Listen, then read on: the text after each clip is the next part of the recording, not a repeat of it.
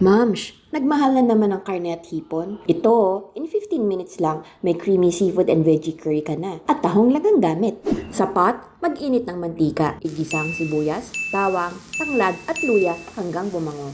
Ilagay ang curry powder at haluin ng 30 seconds para lumabas ang aroma ng spices. Ibuhos ang shrimp broth, idagdag ang kalabasa at sitaw, tapos timplahan ng asin at paminta. Pakuluan hanggang halos malambot. Ngayon, ilagay ang tahong. Takpan at lutuin ng 5 to 7 minutes hanggang bumuka ang shells.